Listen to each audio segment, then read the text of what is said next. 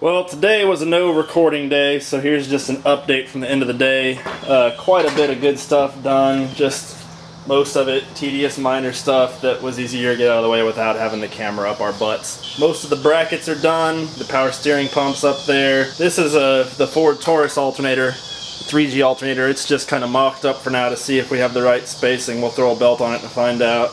The transmission lines have been run, the speedometer cable has been run, and then I put all this transmission fluid in the transmission, so that was exciting, putting fluid into it. You can see how the brackets actually work here. If you need a reference for what the brackets should look like, there you go. Also got the fuel line painted and mounted up. What else? Oh, the dipsticks. We actually have, I don't know if you can see, it's pretty dark. This dipstick is the one that's for the rear sump. It goes down to the pan. And there's another dipstick that we're going to put in because I don't have a spacer to just pop in down there.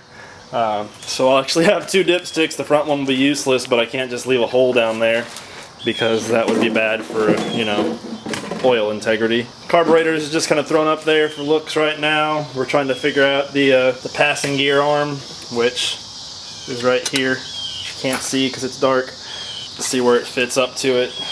But just to get kind of a look of how it's looking, we just threw everything on there in addition to the things that we already did. Getting pretty exciting, getting closer and closer to having something that's running.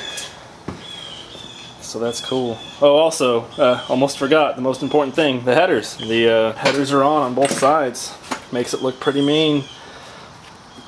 Dad managed to actually tap the holes for these two here that were stripped out. These FEs are notorious for those bolts in the top getting rusted in, so if you replace them, try to get stainless so they won't rust in. Good luck getting them out if they're already rusted in without breaking something. I managed to get all but two out, and that's because those two had already been messed up by somebody else. So we have a pretty clean setup all around in terms of the headers, and magically everything so far has cleared without too much of an issue. That's why Dad ran the transmission lines today to make sure that they were clearing the headers and everything. So far so good.